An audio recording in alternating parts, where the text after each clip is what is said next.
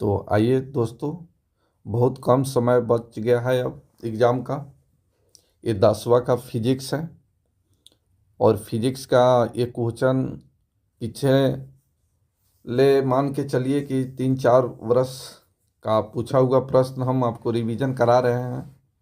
तो एक एक क्वेश्चन को अच्छे तरह से आप देखिए, वीडियो को स्किप मत कीजिए। आप अभी नए हैं तो चैनल को सब्सक्राइब कर लीजिए, बेल आइकन दबा लीजिए ताकि पर डे आपको नोटिफिकेशन मिलते रहे। तो आइए रिवीजन करते हैं। आप भी आंसर बताइए इसमें कौन सा होगा, वीडियो को रोककर, फिर जो गलत होगा आप उसको सही याद करिए। तो आइए एक एक क्वेश्चन को देखते हैं। सबसे पहला एक क्वेश्चन देखिए, 1 नंबर क्वेश्चन बोला गया है कि सूर्य से आने वाले प्रकाश पुंज निम्न में से कौन है? अविस्तृत प्रकाश पुंज, समानांतर प्रकाश पुंज, अपसृत होगा, गलत लिखा है, प्रकाश पुंज, इनमें से सभी। इसमें से बताइए कौन सा राइट आंसर है। तो एक का राइट आंसर है आपका ए, समानांतर प्रकाश पुंज। चलिए नेक्स्ट क्वेश्चन देखिए, 2 नंबर बोला गया है। यहाँ 2 नंबर क्वेश्चन देखिए, किरणों के समूह को क्या कहते हैं? 1 में दिया है प्रकाश पुंज, 2 में दिया है किरण पुंज और सी में दिया है ए और बी, दोनों, इसमें से कोई नहीं। तो बताइए किरणों के समूह को क्या कहते हैं? राइट आंसर बताइए कौन सा होगा। तो दोनों कहते हैं, प्रकाश पुंज और किरण पुंज दोनों कहते हैं। तो इसका सही आंसर हो जाएगा सी। नेक्स्ट आ जाइए, 3 नंबर क्वेश्चन देखिए, आभासीय प्रतिबिंब कैसा होता है? उल्टा होता है, सीधा होता है, कि दोनों होता है, उल्टा सीधा दोनों होता है, कि इसमें से कोई नहीं होगा? तो इसका सही आंसर बताइए कौन सा आंसर होगा। तो राइट इसका आंसर हो जाएगा सीधा। तो याद रखिएगा, आभासीय प्रतिबिंब कैसा होता है? तो सीधा होता है। 4 नंबर क्वेश्चन देखिए, निम्न में से आवर्धक शीशा, मैग्नीफाइंग ग्लास कौन है? अवतल दर्पण, अवतल लेंस, उत्तल लेंस, इसमें से कोई नहीं। तो इसका राइट आंसर बताइए क्या होगा। आवर्धक शीशा का कौन सा इसमें होगा? अवतल दर्पण, अवतल लेंस, उत्तल लेंस, कौन सा सही होगा? तो 4 का सही आंसर हो जाएगा उत्तल लेंस। तो याद रखिएगा दोस्तों, उत्तल लेंस। निम्न में से आवर्धक शीशा कौन सा है? उत्तल लेंस। आइए 5 नंबर क्वेश्चन देखिए, 5 नंबर बोला गया कौन सी लेंस में वास्तविक एवं आभासीय दोनों प्रकार के प्रतिबिंब बन सकते हैं? आपको बताना है कि वास्तविक एवं आभासीय दोनों प्रकार के प्रतिबिंब बन सकते हैं किसमें? उत्तल लेंस में, या अवतल लेंस में, या उत्तल अवतल दोनों लेंस में, या इसमें से कोई नहीं। बताइए 5 का सही आंसर क्या होगा। तो 5 का सही आंसर इसका ए नंबर, उत्तल लेंस में वास्तविक एवं आभासीय दोनों प्रकार के प्रतिबिंब बन सकते हैं उत्तल लेंस में। तो याद रखिएगा।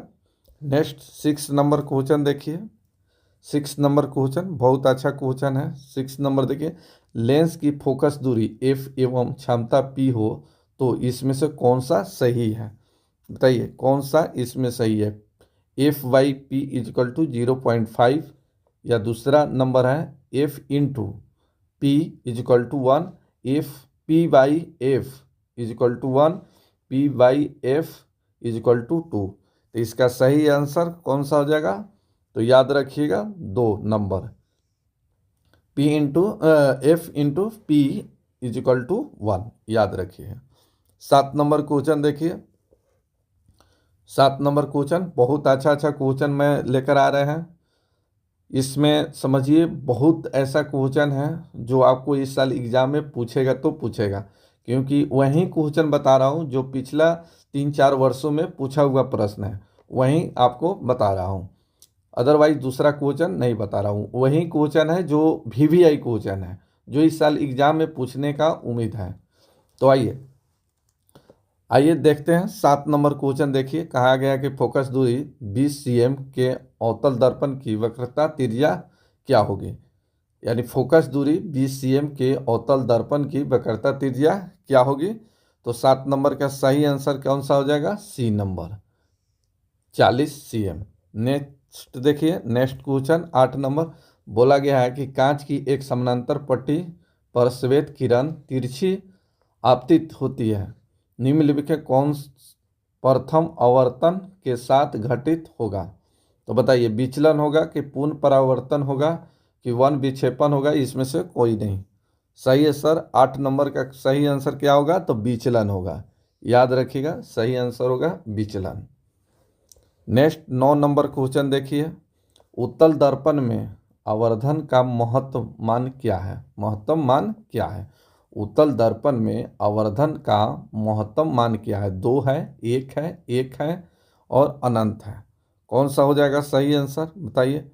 तो 9 का सी। इसमें थोड़ा सा लग रहा है गलत आंसर दिया हुआ है, 1/2 देना चाहिए, 1/2।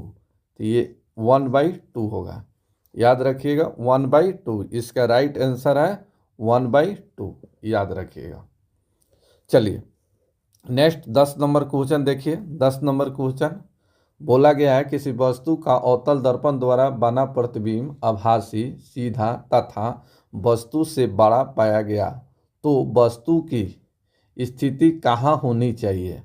वक्रता केंद्र से बाहर होना चाहिए, मुख्य फोकस तथा वक्रता केंद्र के बीच में होना चाहिए, वक्रता केंद्र पर, या दर्पण के ध्रुव तथा मुख्य फोकस के बीच होना चाहिए? तो इसका सही आंसर बताइए, इसका सही आंसर क्या होगा? तो इसका सही आंसर डी नंबर, दर्पण के ध्रुव तथा मुख्य फोकस के बीच में होगा। चलिए नेक्स्ट 11 नंबर क्वेश्चन देखिए। 11 नंबर क्वेश्चन बोला गया कि फोकस दूरी 10 cm के अवतल दर्पण द्वारा उत्पन्न आवर्धन धनात्मक होगा यदि वस्तु दूरी का मान है। तो इसका सही आंसर बताइए कि अगर फोकस दूरी 10 cm के अवतल दर्पण द्वारा उत्पन्न आवर्धन धनात्मक होगा यदि वस्तु की दूरी का मान क्या होना चाहिए? तो इसका सही आंसर कितना हो जाएगा? तो 10 सेंटीमीटर कम होना चाहिए। क्या होना चाहिए? 10 सेंटीमीटर कम होना चाहिए। नेक्स्ट क्वेश्चन देखिए 12 नंबर। बोला गया कि फोकस के ध्रुव की ओर आने पर अवतल दर्पण में आवर्धन का मान बढ़ता है कि अच्छा रहता है कि घटता है कि इसमें से कोई नहीं? तो 12 का सही आंसर कौन सा है? ए नंबर, बढ़ता है। फोकस से ध्रुव की ओर आने पर अवतल दर्पण में आवर्धन का मान क्या होता है? बढ़ता है। 13 नंबर क्वेश्चन देखिए, एक अवतल दर्पण के प्रधान अक्ष पर चलती चींटी का प्रतिबिंब सीधा है तथा बढ़ता जा रहा है तो चींटी की गति की दिशा क्या है? चलिए फिर से, एक अवतल दर्पण के प्रधान अक्ष पर चलती चींटी का प्रतिबिंब सीधा है तथा बढ़ता जा रहा है तो चींटी की गति की दिशा क्या होगी? फोकस से वक्रता केंद्र की ओर होगी, या फोकस से ध्रुव की ओर होगी, ध्रुव से फोकस की ओर होगी? इसमें से कोई नहीं होगा। तो इसका सही आंसर 13 नंबर का सही आंसर हो गया आपका बी, फोकस से ध्रुव की ओर होगा। ठीक है, नेक्स्ट क्वेश्चन देखिए। चलिए आप लोग थोड़ा सा रफ्तार में रहिए क्योंकि समय कम बच गया है। जितना हो सके क्वेश्चन आपको अगर रिवीजन करा देते हैं तो आपका कहीं ना कहीं अगर 50% भी अगर इसमें से आ गया तो समझिए कि आपका काम बन गया। तो इसलिए वीडियो कंटिन्यू देखते रहिए, स्क्रिप्ट करके मत देखिए, लगातार क्वेश्चन को देखिए। तो आइए 14 नंबर क्वेश्चन देखिए। 14 नंबर बोला गया कि यदि किसी बिंब का प्रतिबिंब का आवर्धन ऋणात्मक है तो उस प्रतिबिंब की प्रकृति क्या होगी? यदि किसी बिंब का प्रतिबिंब का आवर्धन ऋणात्मक है तो उस प्रतिबिंब की प्रकृति क्या होगी? वास्तविक तथा सीधा होगी कि आभासी और उल्टा होगी? आभासी और सीधा, वास्तविक और उल्टा? तो इसका सही आंसर डी नंबर, ठीक है, वास्तविक और उल्टा होगा। नेक्स्ट 15 नंबर, यदि अवतल दर्पण का निचला आधा भाग टूट जाए, यदि अवतल दर्पण का निचला आधा भाग टूट जाए तो प्रतिबिंब कैसा बनेगा? सीधा बनेगा या आधा बनेगा या कम तीव्रता से बनेगा कि इसमें से कोई नहीं बनेगा? तो इसका सही आंसर 15 का कितना हो जाएगा? सी नंबर, कम तीव्र बनेगा। ठीक है, यदि अवतल दर्पण का निचला भाग आधा भाग टूट जाए तो प्रतिबिंब कैसा बनेगा? कम तीव्रता बनेगा। 16 नंबर क्वेश्चन देखा जाए। 16 नंबर, कहा गया है कि y का निरपेक्ष आवर्तनांक वास्तव में होता है, क्या होता है, एक से कम होता है, एक से अधिक होता है, कि एक के बराबर होता है, कि जीरो होता है। तो 16 का सही आंसर हो गया एक से अधिक। तो y का निरपेक्ष अपवर्तनांक वास्तव में होता है एक से अधिक। 17 नंबर क्वेश्चन देखिए, कहा गया निम्नलिखित में से किसका अपवर्तनांक सबसे कम होता है, तारपीन का, बेंजीन का, कि पानी का, या केरोसिन का। तो 17 का सही आंसर है पानी का। ठीक है, इसका अपवर्तनांक क्या होता है, सबसे कम होता है पानी का। ठीक है, नेक्स्ट देखिए 18 नंबर। 18 नंबर देखा जाए, बोला गया 18 नंबर में एक प्रकाश किरण एक समतल दर्पण पर लंबवत आपतित होती है, परावर्तन कोण का मान होगा, क्या होगा, 135 डिग्री, 90 डिग्री, 45 डिग्री, 0 डिग्री। सही इसका आंसर क्या होगा, तो 0 डिग्री। ठीक है, एक प्रकाश किरण एक समतल दर्पण पर लंबवत आपतित होती है, परावर्तन कोण का मान क्या होता है, 0 डिग्री होता है। 19 नंबर देखिए, बोला गया कि अवतल लेंस के द्वारा प्राप्त प्रतिबिंब होता है छोटा, सीधा, आभासी, इसमें से सभी। तो इसका सही आंसर क्या होगा, तो अवतल लेंस द्वारा प्रतिबिंब जो है होता है, कैसा होता है, तो ये इसमें से क्या होता है, न छोटा होता है, न सीधा होता है, न आभासी होता है, क्या होता है, क्या होता है, सभी होता है। चलिए, छोटा भी होता है, सीधा भी होता है, आभासी भी होता है, तो इसमें से सभी। तो याद रखिएगा, अवतल लेंस द्वारा प्राप्त प्रतिबिंब जो होता है छोटा भी होता है, सीधा भी होता है, आभासी भी होता है, तो इसमें से तीनों होता है। तो ये आंसर मारिए, इसमें से सभी। नेक्स्ट देखिए 20 नंबर क्वेश्चन।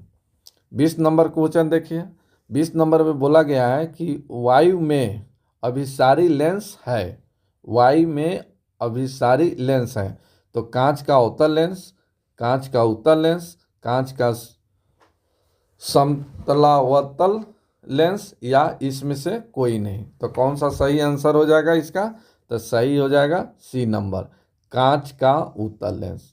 ठीक है, तो चलिए, आपको अगर अच्छा लगा हो ये सब क्वेश्चन जो हम आपको बताए, अगर ये सब अच्छा लगा हो तो आप लाइक कीजिए, सब्सक्राइब कीजिए, और फिर हम नेक्स्ट वीडियो में मिलते हैं आपसे। चलिए, थैंक यू।